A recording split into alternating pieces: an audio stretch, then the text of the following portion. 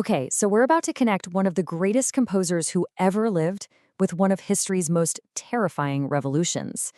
And get this, the link is hidden right there in the music. You know this sound. What on earth does the most famous four-note opening in all of music have to do with the guiding philosophy of the French Revolution? Believe me, the connection is way more direct and, frankly, more chilling than you might think. Yeah, that's a quote from Maximilien Robespierre, one of the main architects of the Reign of Terror. He's basically arguing that you need extreme violence to achieve a perfect utopian society. So the big question is, how did that idea find its way into Beethoven's music? That's our central question. We're going to dig into the stunning parallels between Beethoven's evolving music and the radical, violent, and absolutely world-changing events that were unfolding in France. You have to remember, Beethoven wasn't composing in some quiet little bubble. His music was developing at the exact same time as the French Revolution and the Napoleonic Wars. I mean, Europe was literally being torn apart and remade. And as all that chaos was happening, his music just got more and more intense, more radical, even violent. It was like a mirror of the times. To really understand the revolution in his music, we have to start at the beginning. And at first glance, everything seems, well, pretty traditional. And this is where it gets really interesting, because there's this amazing parallel. The French Revolution didn't just kick off with guillotines everywhere. Its first goal, right there in the tennis court oath, was to reform the monarchy, not get rid of it. And in the same way, Beethoven's first symphony, on the surface, is all polite and classical, following the rules of guys like Haydn and Mozart. But just under that pretty surface, something else was stirring. It starts with this little musical instruction, sforzando. All it means is a sudden, forceful accent. It's basically a musical punch, a jolt to the listener that totally disrupts the smooth, predictable flow you're expecting. So in his very first symphony, Beethoven just litters the score with these sforzandi, these little musical shocks. They're like these hints of rebellion, creating this tension that's just lurking right beneath that classical facade. You could call it the first crack in the old order. All right, let's move on to the moment where all that subtext just explodes. The moment Beethoven's connection to revolutionary politics is out there for everyone to see. I mean, this story is just legendary.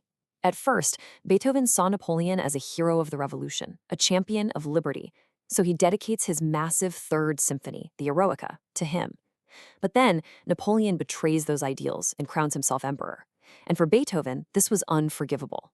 In a total rage, he grabbed the title page and scratched out Napoleon's name so violently that he tore a hole right through the paper. But the revolution wasn't just in the title, it was in the notes themselves. Just seconds into the piece, right after setting up the main key, Beethoven just slams in this jarring, dissonant C-sharp.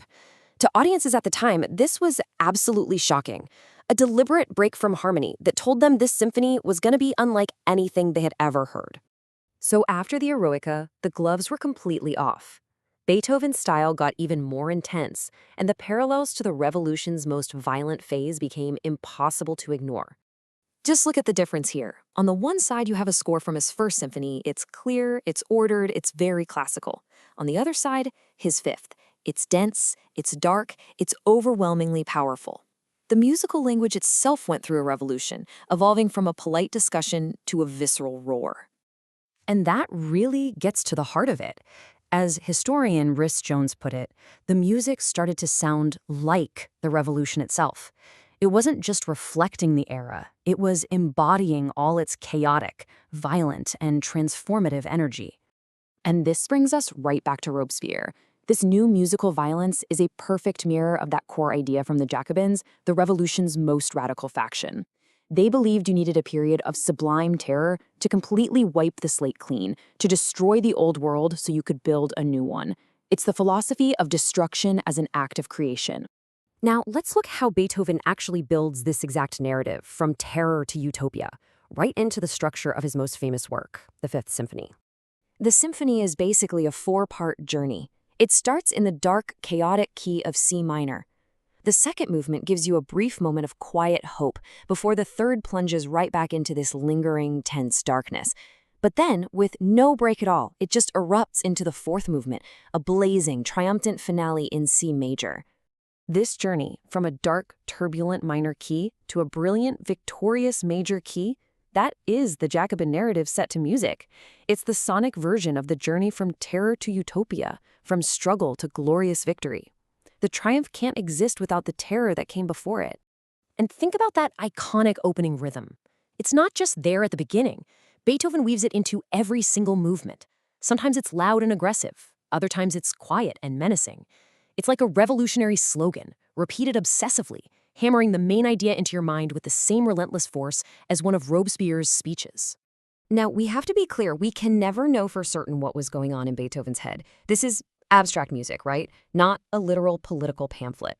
But whether he meant to do it or not, the parallels are just too striking to be a coincidence. He created a musical revolution that perfectly mirrored the political revolution that was defining his entire world. Which brings us right back to our big question. Was Beethoven unconsciously, or maybe even consciously, writing the soundtrack to the French Revolution? Was his music a symphony of terror and triumph? The evidence suggests a really powerful connection. But ultimately, the most exciting part is what happens now. The next time you hear those iconic four notes, what story are you going to hear? The sound of fate or the sound of a revolution?